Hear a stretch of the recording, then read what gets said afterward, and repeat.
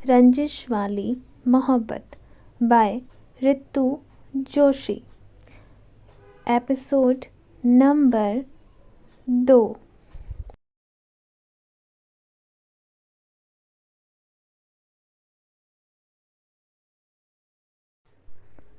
सुबह सुबह आरती की थाल लिए भगवान के सामने पूजा अर्चना करती हुई एक औरत खुशी से एक प्यारी मुस्कान के साथ सभी को अपनी प्यारी सी मधुर आवाज़ में पूजा की तैयारी कर रही थी। उस घर की सुबह उस औरत की पूजा से होती थी। यह श्लोक शुरू होते ही वह औरत भगवान की पूजा अर्चना में खुद को समर्पित कर देती थी। घर में बड़े बूढ़े सुबह सुबह की आरती सुन खुद को बेहद पॉजिटिव फील करते थे। थोड़ी देर में वह औरत जैसे ही भगवान को स्नान कराकर मंदिर की साफ सफाई और पूजा अर्चना की शुरुआत करती है कि तभी उस औरत के बगल में एक लड़की आकर शिव स्तोत्र का पाठ शुरू कर देती है। उस लड़की के मुंह से शिव जी की आराधना और शिव स्तोत्र का पाठ होता देख उसके बगल में खड़ी उस लड़की की माँ मुस्कुराते हुए अपनी बेटी को निहारने लगी। वह लड़की जो कि भगवान की पूजा बड़े ही ध्यान मग्न होकर कर रही थी, वह अब बगल में बैठी अपनी माँ को इशारे से भगवान की पूजा में मन लगाने के लिए कहती है। तो वहीं बगल में बैठी उस लड़की की माँ मुस्कुराते हुए भगवान के आगे फिर से नतमस्तक हो जाती है। उस लड़की ने शिव स्तोत्रम का पाठ पूर्ण किया। उसके बाद जैसे ही वह लड़की सभी को आरती देने के लिए उठी तो सब उसके पीछे खड़े सभी लोगों को देखकर उस लड़की के चेहरे पर एक प्यारी सी निश्चल मुस्कान आ गई। वह लड़की जल्दी से घर के सबसे बड़े बुजुर्ग इंसान के पास गई और मुस्कुराते हुए बोली। वह लड़की बोली, गुड मॉर्निंग दादाजी, लीजिए आरती लीजिए। उस लड़की के दादाजी बोले, गुड मॉर्निंग मेरी बच्ची, सुबह सुबह सालों बाद तेरे मुंह से यह आरती सुनी है।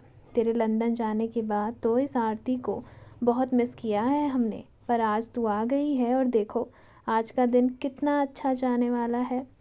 वह लड़की मुस्कुरा उठी। उसने अपने दादाजी के पैर छूकर उनसे आशीर्वाद लिया और अपने पिता जो कि दादाजी के बगल में खड़े थे उनके पास जाकर उनका आशीर्वाद लेने लगी।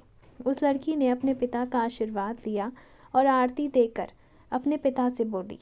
वह लड़की बोली, पापा आरती लीजिए। उस लड़की के पिता बोले, हाँ बेटा, जीते रहो। सुबह सुबह जिस घर में भगवान की पूजा हो उस घर से हमेशा दुख, दरिद्र और अशांति दूर रहती है। इतना सुन वह लड़की मुस्कुराते हुए अपनी माँ के पास आई और माँ को आरती की थाल देते हुए बोली। वह लड़की बोली, यह लीजिए माँ आरती लीजिए। वहीं उस लड़की की माँ ने भी आरती ली और फिर उस लड़की ने आरती की थाल को वापस से उस जगह पर रख दिया। पूजा हो जाने के बाद सभी लोग अपने अपने कामों के लिए अपने अपने कमरे में चले गए। वह लड़की योगा करने के लिए गार्डन एरिया की तरफ चली गई, जहाँ पहुंचकर उसने देखा कि उसके दादाजी ट्रैक सूट में योगा सीट लिए उसी का इंतज़ार कर रहे हैं। वह लड़की अपने दादाजी के पास आई और बोली।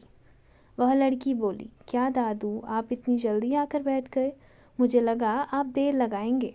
उस लड़की के दादाजी बोले, नहीं नहीं मेरा बच्चा, हमारी रूही का कोई ऑर्डर दे और हम उस ऑर्डर को फॉलो ना करें, यह तो हो ही नहीं सकता।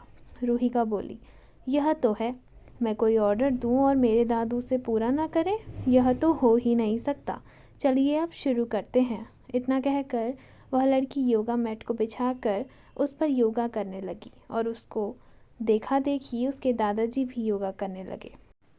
वहीं खिड़की से देख रही उस लड़की की माँ खुद से बोली, वैदेही जी खुद से बोली, मेरी बच्ची आज अगर तेरी बड़ी बहन भी यहाँ होती तो शायद इस घर की रौनक दुगनी हो चुकी होती। ना जाने मुझसे मेरी बेटी कहाँ गुम हो गई। भगवान, सब कहते हैं कि मेरी बेटी मर चुकी है, पर ना जाने क्यों इस माँ का दिल मानता ही नहीं कि उसकी बेटी इस दुनिया में नहीं है। हे शिव जी, वह जहाँ कहीं भी हो उसे हमेशा खुश रखना, उस पर कोई मुसीबत मत आने देना। इतना कहकर वैदेही जी चुप हो गई। खुद से ही अपनी खोई हुई बेटी को याद करके और खुद से ही बातें करते करते वैदेही जी चुप हो गई और अपनी बेटी के बारे में सोच वैदेही जी की आंखों से एक आंसू की बूंद निकली ही थी कि तभी उनके पीछे खड़े वैदेही जी के पति ने उनके कंधों पर हाथ रखा और बोला। आशीष जी बोले, आखिर कब तक याद करती रहोगी उसे वैदेही। वैदेही जी बोली, आशीष, जब तक मैं ज़िंदा हूँ तब तक मैं अपनी बेटी की सलामती की दुआ मांगती रहूँगी।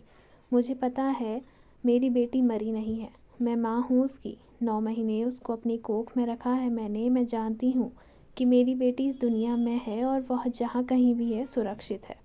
इतना कहकर वैदेही जी वहाँ से चली गई। वैदेही जी को जाता देख आशीष जी खुद से बोले। आशीष जी बोले, तुम्हारा सोचना गलत नहीं है वैदेही।